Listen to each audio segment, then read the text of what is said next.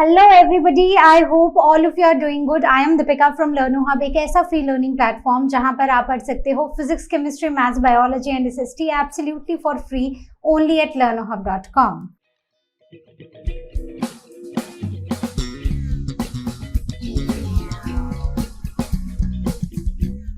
तो आज हम स्टार्ट करने जा रहे हैं आईसीएसई क्लास 7 ज्योग्राफी का नेक्स्ट चैप्टर, और चैप्टर का नाम है greenhouse effect and global warming. तो बच्चों, क्या आपने कभी सोचा है कि हमारी अर्थ का टेम्परेचर इतना परफेक्ट क्यों है? ना बहुत ज्यादा गर्मी जैसे कि मरकरी पर, ना ही बहुत ज्यादा ठंडी जैसे कि मार्स पर। इतने परफेक्ट कैसे है हमारी अर्थ? अब ऐसा सोचो कि एक दिन आप सुबह उठो और आपके घर के बाहर पेंगुइन्स स्विमिंग कर रहे हो। वाओ, मजा आएगा, है ना? ये तो पता चलेगा चैप्टर के एंड में कि मजा आएगा या मजा नहीं आएगा। तो ये अभी तो अगर आपको मजाक भी लग रहा होगा, मजा भी आ रहा होगा या नहीं भी आ रहा होगा, पर ये एक्चुअल में पॉसिबल है। और पॉसिबल कैसे है? वही green house effect, global warming और ओजोन लेयर से। तो इससे पहले कि हम इस चैप्टर की डिटेल्स में जाएं, हम एक स्टोरी से समझते हैं कि ये सब कुछ होता क्या है। तो एक बार की बात है कि हमारे सोलर सिस्टम में एक सुंदर सा, प्यारा सा, खूबसूरत सा, एक बहुत ही हंसता खेलता प्लैनेट था जो ब्लू कलर का था, और उसका नाम था कौन सा? हमारी अर्थ। एग्जैक्टली। तो लेकिन अर्थ को ना एक दिक्कत थी कि जब सन चला जाता था तो टेम्परेचर एकदम ड्रॉप हो जाता था और अर्थ को बहुत ज्यादा ठंडी लगने लग जाती थी। जब सन आता था तो अर्थ एकदम नॉर्मल हो जाती थी। तो इसके लिए अर्थ की हेल्प करने आए कुछ टाइनी से उसके फ्रेंड्स। कौन थे ये टाइनी से फ्रेंड्स? ये थी ग्रीन हाउस गैसेस, जैसे कि carbon dioxide, methane, water vapours और भी बहुत सारी गैसेस। तो इन सब ने अर्थ के अराउंड एक इनविजिबल ब्लैंकेट बना दिया, एक ऐसा ब्लैंकेट जो अब अर्थ को प्रोटेक्ट करने लगा। जब सन आता था तो कुछ हीट अर्थ एब्जॉर्ब कर लेती थी, कुछ हीट ये टाइनी हेल्पर्स एब्जॉर्ब कर लेते थे, और जिससे सन सेट होने के बाद भी अर्थ के आसपास कुछ रेज रहती थी, जिससे अर्थ का टेम्परेचर एकदम अच्छा रहता था, ना बहुत गर्म ना बहुत ठंडा। तो इसीलिए हमारी अर्थ ना एकदम परफेक्ट थी। हमारी अर्थ बहुत ज्यादा खुश थी। पेड़ उग रहे थे, नदियां बह रही थी, बड़े बड़े ग्लेशियर्स बन रहे थे, और इंसान, जानवर सब मजे में एकदम चिल लाइफ जी रहे थे। लेकिन फिर एक प्रॉब्लम शुरू हो गई। कौन सी प्रॉब्लम? तो प्रॉब्लम ये थी कि इंसान ने ज्यादा फैक्ट्रीज बनाना शुरू कर दी, पेड़ों को कट करना शुरू कर दिया, कोल, पेट्रोलियम, डीजल का बहुत ज्यादा यूज करना शुरू कर दिया। इससे अर्थ की इस एनवेलप में जो ये पतला सा एक ब्लैंकेट था, ये थिक होने लग गया। कैसे थिक होने लग गया? इसमें ग्रीन हाउस गैसेस जैसे कि कार्बन डाइऑक्साइड, मीथेन, ये बहुत ज्यादा ऐड होने लग गई, जिससे अब एक पतला सा ब्लैंकेट काफी थिक हो चुका था। अब सनरेज आती थी, लेकिन बहुत ज्यादा रेज जो थी वो इस ब्लैंकेट के अंदर रह जाती थी, जिससे क्या हुआ? समंदर पिघलने लगे, जानवरों के घर जो थे वो पानी के नीचे आने लगे, वो बह गए, पानी के नीचे दब गए, और तूफान तेज होने लग गए। और जो इंसान था उसकी भी हालत कुछ अच्छी नहीं थी, इंसान भी पसीने पसीने होने लग गया। तो ये सिर्फ ग्रीन हाउस इफेक्ट नहीं, अब ये ग्लोबल वार्मिंग बन चुका था। और तब पता क्या हुआ? तब अर्थ ने धीरे से आप जैसे प्यारे प्यारे बच्चों के कानों में पता है क्या कहा? कि बच्चों, क्या आप मेरी मदद करोगे? क्लीन एनर्जी का यूज करो, पेट्रोल डीजल को कम करो, पेड़ लगाओ, बहुत सारे पेड़ लगाओ, और तभी मेरा ये ब्लैंकेट नॉर्मल आएगा। तो क्या आप अर्थ की मदद करोगे? क्या आप अर्थ के हेल्पर्स बनोगे और अर्थ को फिर से खुशहाल होने में उसकी मदद करोगे? तो आज हम इस जबरदस्त जर्नी पर निकले हैं, जहां पर हम ये समझेंगे कि कैसे ये ब्लैंकेट अर्थ को गर्म रखता है, कैसे हमारी गलतियों की वजह से ये ब्लैंकेट थिक होता जा रहा है और अर्थ गर्म होती जा रही है, और अर्थ पे क्या क्या चेंजेस आ रहे हैं, और कैसे एक पतली सी लेयर हमें सन की हार्मफुल अल्ट्रावायलेट रेज से बचाती है। तो ऐसा करो कि ये जो आपके अंदर एक क्यूरियोसिटी जाग रही है ना, बस इस क्यूरियोसिटी की कैप्स पहन लो और मेरे साथ निकल पड़ो इस चैप्टर के सफर में। तो सबसे पहले डिस्कस करते हैं कि ये ग्रीन हाउस इफेक्ट क्या होता है। तो ग्रीन हाउस इफेक्ट कुछ ऐसा होता है कि अर्थ है, अर्थ के आसपास एक ऐसी इनविजिबल शील्ड है, ठीक है। अब ये जो इनविजिबल शील्ड है इसमें बहुत सारी गैसेस हैं और वो गैसेस इस अर्थ का इनविजिबल ब्लैंकेट बना रही हैं। अब जब सन की रेज आती हैं तो कुछ सन की रेज आती हैं और वो पहुंच जाती हैं कहाँ पर, अर्थ के सरफेस तक। अर्थ के सरफेस में वो अर्थ कुछ हीट को एब्जॉर्ब करती है और कुछ हीट की वेव्स जो हैं वो यहाँ से निकल कर चली जाती हैं एटमॉस्फेयर में। अब क्योंकि अर्थ के पास एक ब्लैंकेट है तो इस ब्लैंकेट के मॉलिक्यूल्स कुछ हीट को तो बाहर निकलने देते हैं, लेकिन कुछ हीट अभी भी यहाँ पर रह जाती है और वो अर्थ की तरफ रिफ्लेक्ट हो जाती है और इसी पूरे प्रोसेस को हम बुलाते हैं greenhouse effect. So sun's rays heat the earth, earth absorbs heat and it radiates it back as the infrared rays. अब कुछ heat is trapped by gases in the atmosphere and this natural trapping of heat is called as the greenhouse effect. अब green house effect जो है ये अगर हम इसको देखें ना, आपने ग्रीन हाउसेस देखे होंगे कुछ बड़े से लंबे से ऐसे डोम शेप में कुछ प्लास्टिक की शीट से कुछ हाउसेस बनाए जाते हैं जिसके अंदर प्लांट्स को लगाया जाता है। So these are like the glass greenhouse trap heat for the plants. तो ये कैसा ग्रीन हाउस बनाया जाता है, उसमें प्लांट्स को लगाया जाता है और अब ये जो ग्रीन हाउस है ये प्लांट्स के लिए हीट को ट्रैप करके रखता है। So atmosphere traps heat for the earth. वैसे ही एटमॉस्फेयर हमारी अर्थ के लिए हीट को ट्रैप करती है। So these gases which trap the heat they are called as GHGs, that is greenhouse gases, ठीक है। अभी तक कोई प्रॉब्लम? तो आपको पता है अगर प्रॉब्लम होगी तो या तो आज क्वेश्चन सेक्शन में पूछना है या फिर लर्नर हब स्वयं में क्लास को बुक करना है। अब हम बात करते हैं जो मेन ग्रीन हाउस गैसेस हैं उसमें सबसे पहली आती है कार्बन डाइऑक्साइड। कहाँ पड़ी है कार्बन डाइऑक्साइड? फोटोसिंथेसिस में। कैसे? प्लांट्स कार्बन डाइऑक्साइड लेते हैं और ऑक्सीजन रिलीज करते हैं, याद है ना। उसके बाद है methane, nitrous oxide, water vapours, chlorofluorocarbons जो कि ह्यूमंस के द्वारा बनाई हुई एक काफी हार्मफुल गैस है। And CFCs also damage the ozone layer. अब ये जो क्लोरोफ्लोरोकार्बन्स है ये हमारी उस एक थिन सी लेयर होती है स्ट्रेटोस्फेयर में जो सन की अल्ट्रावायलेट रेज को अर्थ तक नहीं पहुंचने देती है और हमें बहुत सारी डिजीजेस जैसे कि कैटरैक्ट, स्किन कैंसर से बचाती है। By the end of the chapter हम इस ओजोन लेयर के बारे में भी पढ़ेंगे, ठीक है। तो आपको यहाँ तक समझ आ गया। तो बेसिकली ये जो ग्रीन हाउस गैसेस हैं अगर ये नहीं होती तो हमारे अर्थ का टेम्परेचर कुछ नेगेटिव में होता, कुछ -18 डिग्री सेल्सियस होता। तो क्या हमारे लिए इतने फ्लक्चुएटिंग टेम्परेचर में रहना पॉसिबल था? बिल्कुल भी नहीं था। इसलिए अर्थ ने इस विजिबल ब्लैंकेट ने अर्थ के ऊपर लाइफ को पॉसिबल किया है। तो हमें ग्रीन हाउस गैसेस का सुबह शाम दिन रात थैंक यू बोलना चाहिए। लेकिन ये जो ग्रीन हाउस गैसेस हैं जब ये बहुत ज़्यादा बढ़ जाती है हमारे एटमॉस्फेयर में तो ये करती हैं ग्लोबल वार्मिंग। क्या करती हैं ये करती हैं ग्लोबल वार्मिंग, राइट। तो ये भी हम सब कुछ पढ़ेंगे, यही है वो इम्पॉर्टेंट टर्म्स इस चैप्टर की जो हम सारी डिस्कस करेंगे। So how do these greenhouse gases work? So basically they act like a mirror. तो कुछ जब सनरेज आती हैं तो कुछ सनरेज आएंगी, राइट, और वो वापस चली जाएंगी, लेकिन कुछ सनरेज यहाँ पर इन टाइनी हेल्पर्स के द्वारा वो ट्रैप कर ली जाएंगी हमारे अर्थ के इनविजिबल ब्लैंकेट से। और ऐसे this is how these greenhouse gases work. So जितनी ज्यादा ग्रीन हाउस गैसेस होंगी उतनी ही ज्यादा हीट ट्रैप होगी, जितनी ज्यादा हीट ट्रैप होगी उतना गर्म हमारा प्लैनेट होगा। बात समझ गए? तो more the greenhouse gases more heat will be trapped and more warmer will be our planet.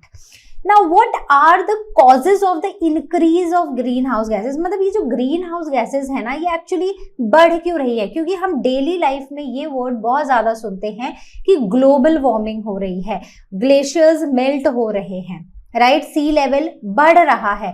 तो बात ये है कि वो कौन सी चीजें हैं जिनसे ग्रीन हाउस गैसेस बढ़ती हैं, जिससे ज्यादा हीट ट्रैप होती है, ज्यादा अर्थ का टेम्परेचर बढ़ता है और ग्लोबल वार्मिंग होती है।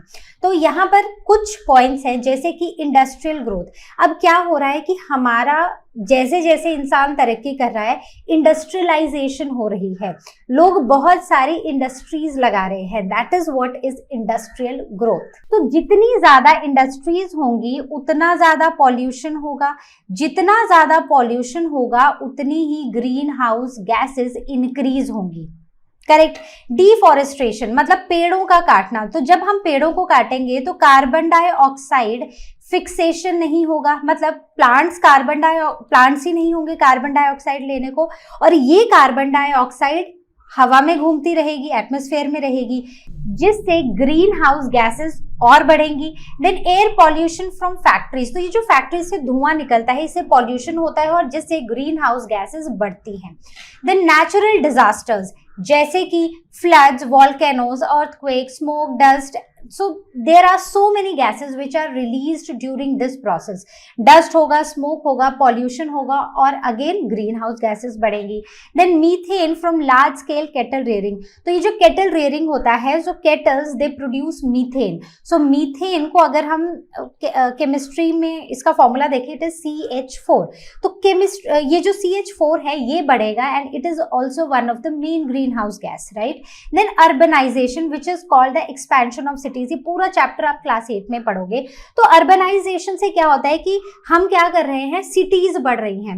सिटीज बढ़ रही हैं मतलब ऐसा नहीं है कि पेड़ बढ़ रहे हैं, उसमें कंक्रीट बढ़ रहा है, बिल्डिंग्स, मॉल्स, ये सब कुछ बढ़ रहा है, जिससे एक पूरा नेचर का बैलेंस डिस्टर्ब हो चुका है। अब पेड़ कम है, कंक्रीट ज्यादा है, तो ग्रीन हाउस गैसेस फिर से बढ़ेंगी। अब ये सारी चीजें जो है ना, these things lead to global warming. So when greenhouse gases trap too much of heat, तो अर्थ का जो टेम्परेचर है वो बढ़ जाता है। तो हमने पढ़ा था ना, जितनी ज्यादा ग्रीन हाउस गैसेस उतना ज्यादा सनरेज ट्रैप होंगी, जितनी ज्यादा सनरेज ट्रैप होंगी उतना ही ज्यादा टेम्परेचर अर्थ का बढ़ेगा, मतलब अर्थ वार्म होगी। Correct. So this rise in earth temperature is called as global warming. तो ग्लोबल वार्मिंग क्या होता है, इट इज वेरी इंपॉर्टेंट, तो इसको अच्छे से पढ़ना है। Then what are the effects of global warming. अब हम कॉजेज देख चुके हैं। कॉजेज क्या है, main cause is the increase in the greenhouse gases. अब इसके इफेक्ट्स क्या है, इफेक्ट्स में क्या होता है, अगर ग्लोबल वार्मिंग, अगर अर्थ का टेम्परेचर बढ़ रहा है तो क्या होगा बताओ। So there will be changes in the global climatic patterns. तो जैसे आपने देखा होगा, आपने ये चीज ऑब्जर्व की होगी कि जैसे पहले बरसात में जब मॉनसून सीजन आता था तो काफी अच्छी बारिश होती थी। अब धीरे धीरे क्या हो रहा है कि बारिश उतनी अच्छी नहीं हो रही है। कभी समर्स में बारिश नहीं होती थी, लेकिन अब समर्स में भी हमें बारिश देखने को मिलती है। कहीं पर सी लेवल बढ़ चुका है। तो ये सब चीजें ना कैसे हो रही हैं, this is all because of the global warming. तो पहले इसको ही डिस्कस करते हैं, क्लाइमेटिक पैटर्न को। तो पहले जहां सर्दी 4 महीने की होती थी, अब वो घट के 2 महीने की ही रह गई है। तो क्लाइमेट जो है ना वो चेंज हो रहा है, सीजन्स हमारे बदल रहे हैं। जहां पहले बिना एसी के चल जाता था, कई ऐसी जगह भी हैं हमारी ही कंट्री में जहां फैंस होते ही नहीं हैं, मतलब उन घरों में ही फैंस नहीं होते हैं। वहां उन एरियाज में, जैसे अगर आप ऊटी चले जाओ तो वहां फैंस नहीं लोग लगाते हैं घरों में। अगर आप शिमला चले जाओ, अगर आप मनाली चले जाओ तो वहां फैंस नहीं होते थे।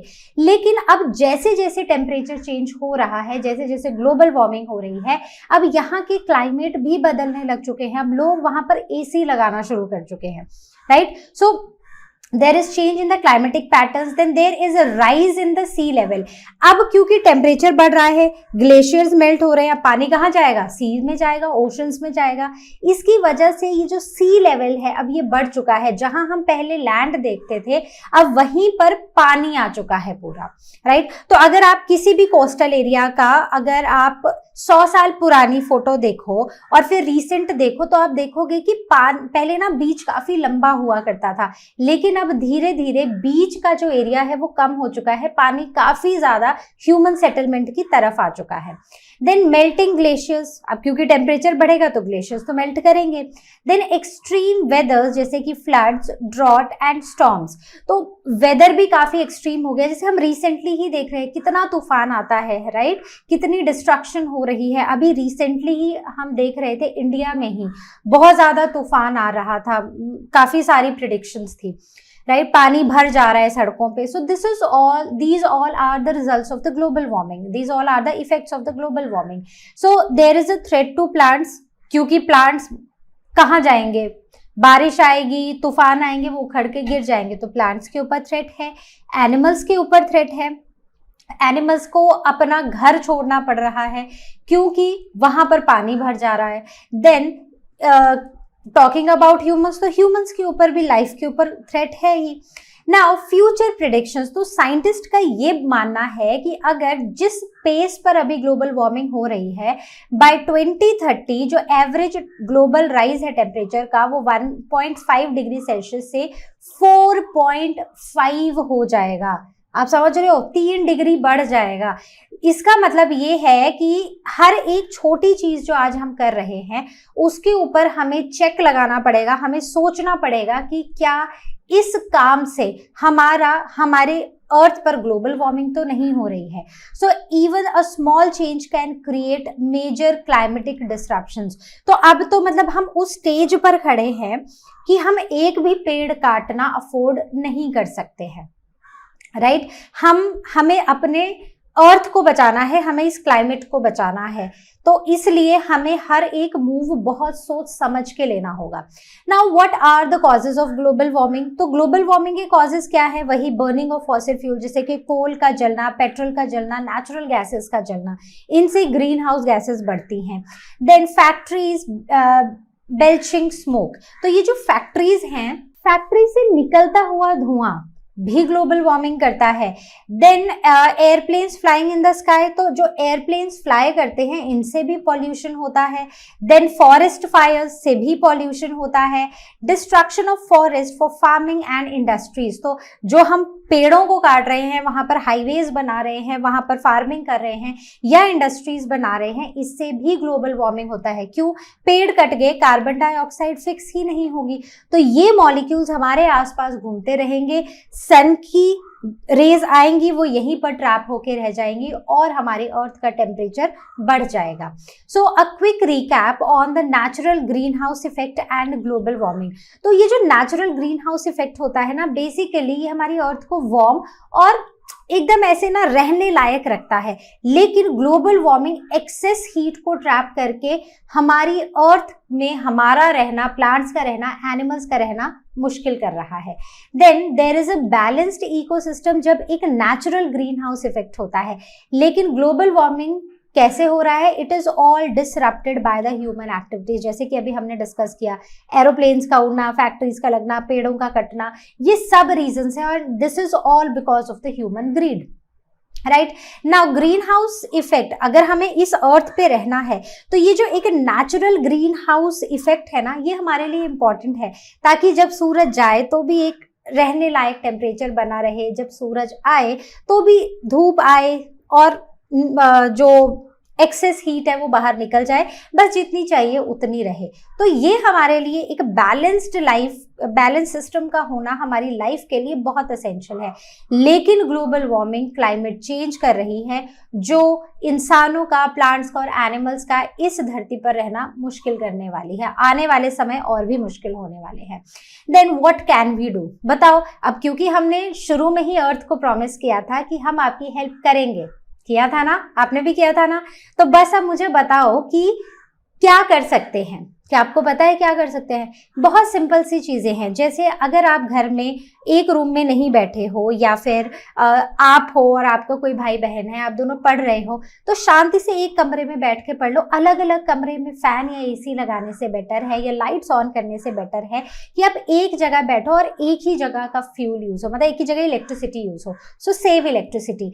स्कूल बस का यूज करो स्कूल जाने के लिए, रादर देन कि हर दिन पेरेंट्स छोड़कर आएंगे स्कूल स्कूटर पर या फिर कार में। इससे बेटर है साइकिल का यूज करो या फिर पैदल चले जाओ अगर वॉकेबल डिस्टेंस है तो। Then plant more and more trees, this is the most important part. ज्यादा से ज्यादा पेड़ लगाने हैं। अपने बर्थडे पे हर साल 2 पेड़ लगाओ, पूरे साल उनका ध्यान रखो, वो दोनों बड़े हो जाएंगे, अगले साल फिर से 2 पेड़ लगाओ और फिर उनका भी ध्यान रखो। Then reduce, reuse and recycle. तो चीजों को कूड़ा करकट बनाने से अच्छा है जिन चीजों को हम रीयूज कर सकते हैं या जहां पर हम वेस्ट को कम कर सकते हैं। जैसे प्लास्टिक की बोतल में पानी पीने से अच्छा है हर बार घर से अपनी बोतल लेकर जाओ, सही है ना। एल्यूमिनियम फॉइल का यूज करने से अच्छा है कि कपड़े में, रोटी वाले जो कपड़े होते हैं उनमें लपेटो रोटी और वैसे स्कूल लेके जाओ। So this is how we can help our earth. Then switch to renewable energy. घर में सोलर पैनल्स लगवाओ, सोलर हीटर्स लगवाओ, सोलर गीजर्स लगवाओ, जिससे हम रीन्यूएबल, सन तो रोज आएगा, रोज हीट आएगी, राइट। तो rather than focusing on coal, petroleum, diesel या फिर electricity, let us focus on these renewable sources of energy. सही है ना, बात सही है ना। कहीं पर कोई गलत चीज लग रही है तो मुझे जरूर लिखना कमेंट सेक्शन में कि क्या आपको लगता है कि ये बात मुझे सही नहीं लग रही है। इनिशियली स्टेप लेना मुश्किल होगा लेकिन फर्स्ट स्टेप लेने के बाद चीजें आसान होती चली जाएंगी। तो ये मत सोचो और क्या कर रहे हैं, बट ये सोचो कि मुझे हेल्प करनी है और मुझे अपनी अर्थ को एक बेटर प्लेस बनाना है। आपको देख के और लोग भी आएंगे। Coming on to the next which is the impact of global warming. तो अगर हम ग्लोबल वार्मिंग के इम्पैक्ट की बात करते हैं तो ग्लोबल वार्मिंग ना बहुत ज्यादा हार्मफुल है लॉन्ग रन के लिए, अनलेस ह्यूमन अपनी हैबिट्स को चेंज करते हैं, क्योंकि ये प्रॉब्लम अब वर्स ही होती जा रही है। So how global warming affects us all, कैसे करती है। सबसे पहली चीज की फूड की शॉर्टेज। अब देखो फूड की शॉर्टेज कैसे, ड्रॉट्स आएंगे या फ्लड्स आएंगे, तो जो जमीन है अगर वहां बारिश नहीं होगी तो क्रॉप्स ग्रो नहीं करेंगे, फ्लड्स आएंगे तो जो क्रॉप्स होंगे उनको भी साथ में ले जाएंगे। तो फूड की शॉर्टेज हुई कि नहीं हुई, बिल्कुल हुई। So the climate change is disturbing rainfall and the growing season. अब जहां पर आप मक्की बीजते थे मई जून में, वही अगर अब आप उसको अप्रैल मई में लगा रहे हो, फिर भी बारिश का कुछ पता नहीं है या फ्लड्स कब आ जाए कुछ पता नहीं है, तो इससे काफी ज्यादा फूड शॉर्टेज हो सकती है। महंगाई भी इसीलिए बढ़ रही है। तो हमें इन चीजों को कंट्रोल में करना है। हमें अपना how what can we do वाला जो पूरा लिस्ट है ना, हमें सिर्फ उन पे फोकस करना है। ये सब चीजें ना खुद ही सॉर्ट आउट हो जाएंगी। Then this lead to food shortage due to crop failures. सही बात है ना। देन एक्सट्रीम वेदर्स, तो वेदर्स जो है ना वो अनप्रिडिक्टेबल हो गए हैं, तो है ना एक्सट्रीम वेदर्स हैं। तो यहाँ पर हैवी फ्लड्स, सिवियर ड्रॉट्स और हीट वेव्स देखने को मिल रही हैं। Then coming on to the melting of ice caps. अब ग्लोबल टेम्परेचर बढ़ रहा है तो हमारे पोल्स पे जो ग्लेशियर्स है ना, आइस कैप्स हैं, वो भी मेल्ट हो रही हैं, जिससे आइस कैप्स आर मेल्टिंग। बड़े बड़े ग्लेशियर्स, बड़ी बड़ी आइसबर्ग्स जो है वो मेल्ट हो रही हैं, mainly in Antarctica and Arctic regions. तो मतलब नॉर्थ पोल में आर्कटिक और साउथ में एंटार्क्टिक रीजन्स में यहाँ पर मेल्टिंग देखी जा रही है, जिससे volume of water in ocean is increasing.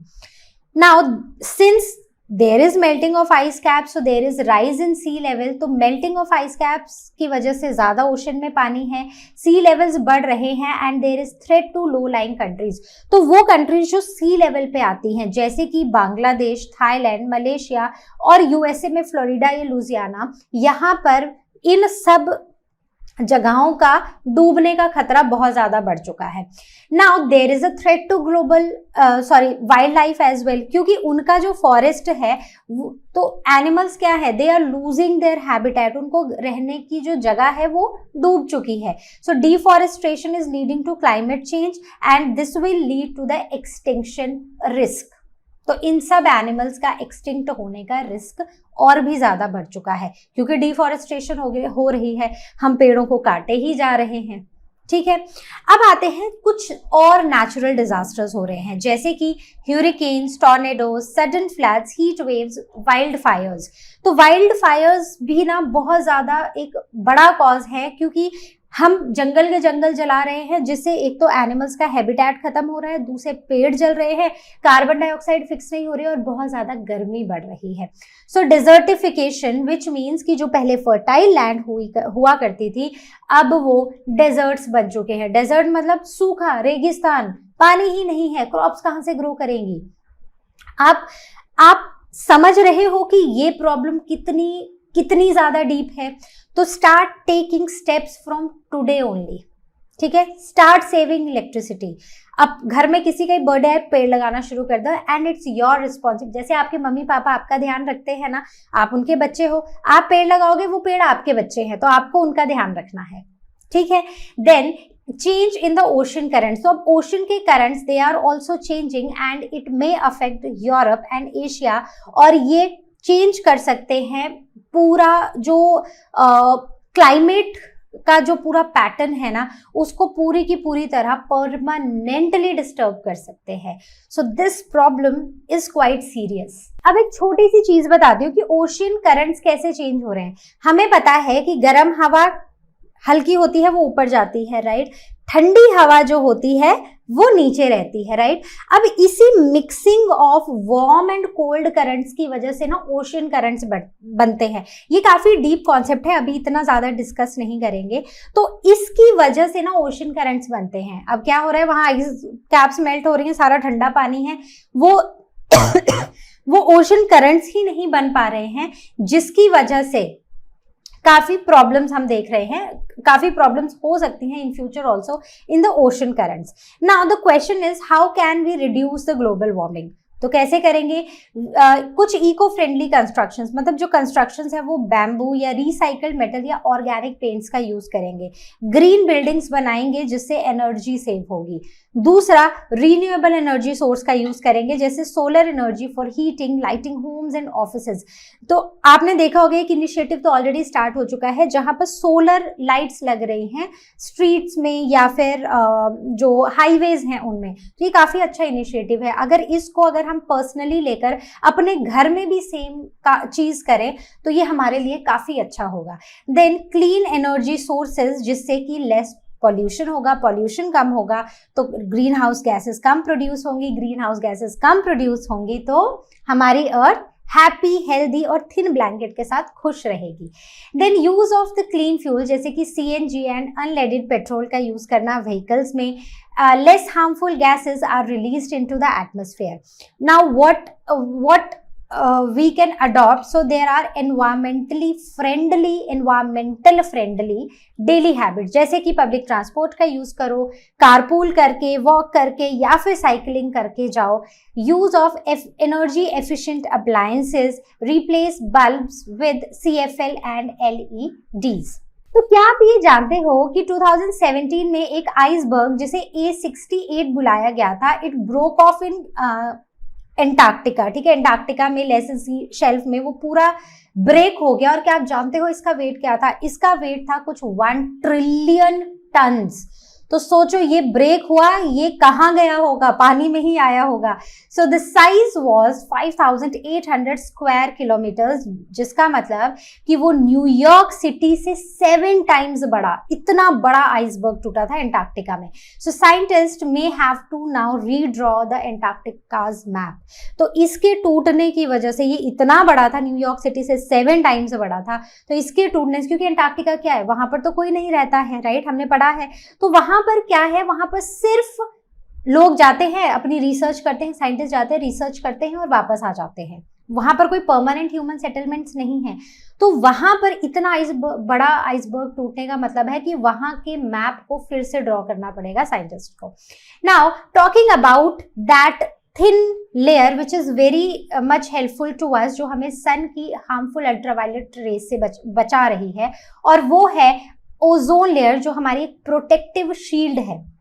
सो ये स्ट्रेटोस्फेयर में होती है। तो अगर ये अर्थ है, अर्थ में दिस इज एटमॉस्फेयर और ये है स्ट्रेटोस्फेयर, राइट। तो एटमॉस्फेयर तो मतलब ये पूरा है, तो इसमें first one is the troposphere. तो स्ट्रेटोस्फेयर में ना ये 20 to 40 kilometre above the earth stratosphere है, मतलब stratosphere is 20 to 40 kilometre above the earth. और इसमें ये एक लेयर होती है जिसमें ओजोन गैस होती है। ओजोन गैस इज O3, ठीक है। So it protects life from blocking the harmful ultraviolet rays. तो ये जब सन की हार्मफुल अल्ट्रावायलेट रेज आती है ना, तो उनको वापस भेज देती है और उनको अर्थ के एटमॉस्फेयर में एंटर नहीं होने देती है। क्यों? क्योंकि ये हमारे लिए बहुत ही डेंजरस है। Without ozone ultraviolet rays earth पे पहुंचेंगी, जिससे सनबर्न्स होंगे, कैट्रैक्ट होगा, बर्थ डिफॉर्मिटीज होंगी, स्किन कैंसर और स्टंटेड प्लांट ग्रोथ देखने को मिलेगी। Now what are the causes of ozone depletion? अब बात ये है कि ये जो ओजोन डिप्लीट हो रही है ये क्यों हो रही है, इसके कॉजेज क्या है। तो मैंने पूरा फ्लो चार्ट से आपको समझाया है, आपको सिर्फ फ्लो चार्ट को समझना है। तो हमारे जो फ्रिज होते हैं ना, फ्रिज में एक गैस होती है विच इज क्लोरोफ्लोरोकार्बन्स, CFCs, ठीक है। कौन सी होती है? क्लोरोफ्लोरोकार्बन्स, राइट, जिसे हम इन शॉर्ट CFCs बुलाते हैं। So they are release from refrigerators, solvents and from industries. अब ये क्लोरोफ्लोरोकार्बन्स जो है ना, ये हमारे एटमॉस्फेयर में ना फ्लोट करती रहती है, मतलब जो हवाएं होती हैं और वार्म एयर करंट्स होते हैं उनमें आराम से फ्लोट करती रहती है, ठीक है। धीरे धीरे धीरे धीरे, अब ये अगर ये अर्थ है, ये ट्रोपोस्फेयर है, तो ये स्ट्रेटोस्फेयर है, धीरे धीरे धीरे ये ऊपर की तरफ अब जाती जाती है। वार्म करंट हल्के होते हैं, तो वार्म करंट के साथ धीरे धीरे धीरे धीरे ये ऊपर जाती रहती है, मतलब इनको ऊपर जाने में काफी साल लगते हैं। तो स्ट्रेटोस्फेयर में अल्ट्रावायलेट रेज को, अब जब ये स्ट्रेटोस्फेयर में पहुंचती है, तो स्ट्रेटोस्फेयर में पहुंचने के बाद ये CFCs के ऊपर जब अल्ट्रावायलेट रेज गिरती हैं, तो ये CFCs को क्या कर देती हैं? ब्रेक कर देती हैं और इनमें से क्लोरीन के एटम्स को रिलीज कर देती हैं, ठीक है। ऊपर पहुंची अल्ट्रावायलेट रेज, इनके ऊपर गिरी और इसमें से क्लोरीन, क्लोरोफ्लोरोकार्बन, तो जो क्लोरो है, क्लोरीन के एटम्स हैं, उनको रिलीज कर देती है। Now these chlorine atoms now combine with oxygen और ये क्लोरीन मोनोऑक्साइड बना देते हैं, ठीक है। अब क्लोरीन मोनोऑक्साइड रिएक्ट करती है इन ओजोन मॉलिक्यूल्स के साथ। क्लोरीन मोनोऑक्साइड बनी, ये ओजोन के साथ रिएक्ट की और इसने यहां पर ओजोन होल बना दिया। So this ozone depletion, this is how this ozone depletion increases. अब धीरे धीरे क्या हो रहा है कि ओजोन लेयर डिप्लीट होती जा रही है, सन की अल्ट्रावायलेट रेज अर्थ के ऊपर आ रही हैं और ये हमें अलग अलग तरह की बीमारियां कर रही हैं। So the additional causes of ozone depletion, first is deforestation, ये भी एक ओजोन डिप्लीशन का एक कारण है। Burning of fossil fuels, green house emissions and industrial solvents. तो ये सारे के सारे ओजोन लेयर डिप्लीशन में इन सब का हाथ है। Now how do human activities worse, मतलब ये जो ह्यूमन एक्टिविटीज हैं ये कैसे वर्स कर रही हैं इस पूरे प्रोसेस को। तो हम क्या कर रहे हैं, हम फॉसिल फ्यूल्स को बर्न कर रहे हैं, जिसमें पेट्रोलियम, कोल आता है, इनसे ग्रीन हाउस गैसेस जैसे कार्बन डाइऑक्साइड और काफी और हैं जो रिलीज हो रही हैं। So green house gases atmosphere में जाती हैं, ये गैसेस ब्रेक कर देती हैं ओजोन मॉलिक्यूल्स को। ओजोन मॉलिक्यूल्स जब ब्रेक होते हैं तो हमारी जो ओजोन लेयर है वो क्या हो जाती है, वो थिन हो जाती है। थिन होने से वो डिप्लीट हो जाती है और अल्ट्रावायलेट रेज हमारी अर्थ तक पहुंच जाते हैं। अर्थ तक पहुंचने से अब क्या होगा, हार्मफुल इफेक्ट्स और बहुत ज्यादा ग्लोबल वार्मिंग। तो एवरी डे जो हम व्हीकल्स यूज कर रहे हैं स्कूल के लिए, ऑफिसेस के लिए आने जाने में, ये इस समस्या को ना बहुत वर्स कर रही हैं। तो हमें इसका ना एक ऑल्टरनेटिव ढूंढना पड़ेगा, एक ऐसा ऑल्टरनेटिव जिससे कि हम ग्लोबल वार्मिंग और इस ओजोन लेयर डिप्लीशन को कम कर सके, ठीक है। तो अब एंड में ना मैं आपको सिर्फ इतना ही बोलना चाहूंगी कि एवरी स्मॉल एक्शन काउंट्स। हर छोटी से छोटी चीज, आपका अननेसेसरी बल्ब का, इलेक्ट्रिसिटी का यूज नहीं करना, एक रूम में बैठ के पूरी फैमिली एक साथ बैठ के, जब हो सके तो एक साथ बैठ के एक ही रूम की इलेक्ट्रिसिटी को यूज करना, ये हमारे लिए बहुत ज्यादा इंपॉर्टेंट है। देन अर्थ हमारा घर है तो इसको प्रोटेक्ट करना हमारा काम है। और जो हम आज करेंगे, ये याद रखो, आप तो ये बहुत छोटे छोटे बच्चे हो, जो आप आज करोगे ना इसके रिजल्ट आप इन फ्यूचर देखोगे। अगर आप अच्छा करोगे तो आप अर्थ को खुशहाल और एक हेल्दी लिवेबल प्लैनेट की तरह देखोगे। लेकिन अगर ये एक्टिविटीज ऐसी ही चलती रही तो ये हमारी अर्थ को बहुत खराब कर सकती हैं। तो हमें अपने वर्ल्ड को एक बेटर, अपने अर्थ को एक बेटर प्लेस बनाना है फॉर टुमारो। तो इसलिए हमें वो सारी चीजें करनी है जो हमारी अर्थ को खुशहाल और लिवेबल बना सकती हैं। So this was all from our today's session. I hope आपको पूरा चैप्टर समझ में आया है। मैंने सिंपल से सिंपल तरीके से मैंने पूरी पीपीटी बनाई थी, तो आई होप आपको कहीं पर कोई भी डाउट नहीं होगा। फिर भी अगर डाउट होता है तो आस्क क्वेश्चन सेक्शन में पूछना, नहीं तो लर्न हब स्वयं के साथ क्लास को बुक कर लेना।